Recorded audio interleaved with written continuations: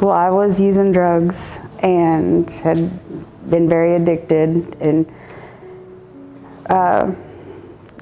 couldn't pay my utilities anymore, and we were just losing vehicle and just down to pretty much nothing when they came to DHS. And then they were in a city shelter for a little while, and I remember they had to be interviewed and to come here, and we had no hope. We had no, everything was dependent on me, and there was no more me to stand on. We got here, obviously we was excited to be together. That's all that mattered at the time. It didn't take long. They were happy, they were healthy, they were secure, they were learning new manners. One of the biggest things was the way they treated you. Here, there's a lot of kids here, but they still treated you like you were one of their own. Everybody was so welcoming. As soon as we walked in the door, we had gift baskets, you know. They had a dinner already waiting for us. They had stuff planned for us for the weekend. You know, we were just gonna have fun. They had nice clothes. They had their own room. They had everything I couldn't give them at the time, which at the time it seemed like the life I wanted to give them, but I didn't know how. I learned a lot, you know. Like Austin said, a work ethic. I learned to work here. You know, I was always helping out with the house parents, whatever they wanted. You know, I learned about God and keeping faith, and just being a kid. Somebody spoke to me and said, you know, that you're their mom, that God chose you to be their mom. This is a place to take care of them while you're taking care of you, so you can take care of them.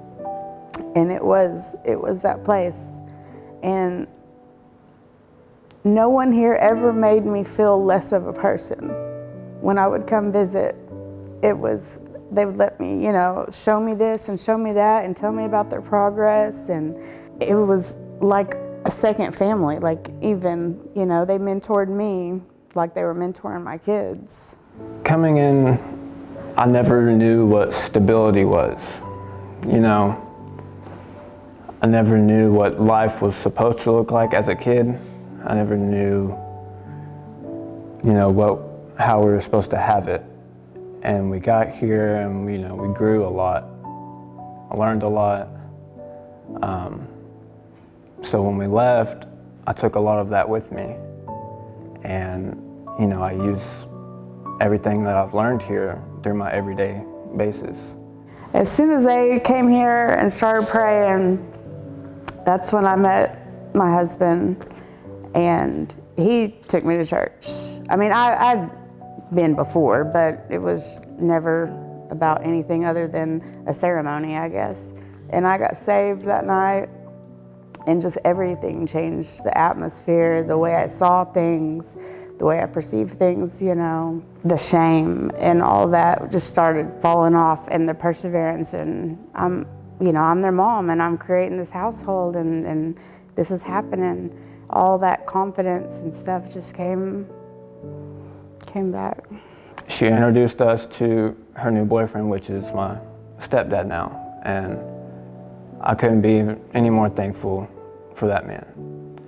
He's the first father figure I've ever known of. You know, I've always had a dad, but he's never been a dad. He came into our lives when we needed him the most, and it's someone that I look up to more than anybody. When I first started dating her, the guy that introduced us said that, you know, her kids were baby kids. I tell you, they was it was all trouble. And you know, and then I met them, and I didn't see that at all. After, you know, they'd been here for a little bit, and, you know, I didn't see them at all as what I've been told they were. You know, I think of them as my sons. It totally shifted our family. I mean, before here, it didn't feel like family. After, yeah, this is an amazing place. You know, just the stories that they told me, what they got to encounter. I mean, they got to experience a lot of stuff, and it probably made it easier to handle what was going on. And no matter how hard it is, I mean, this is a great place to be. It's a wonderful place. Just like to tell, the people that invest in this place, thank you. And their contributions have completely changed our family. I'd like to shake their hand and say thank you. Without them, we wouldn't be here today. There's no telling where we'd be.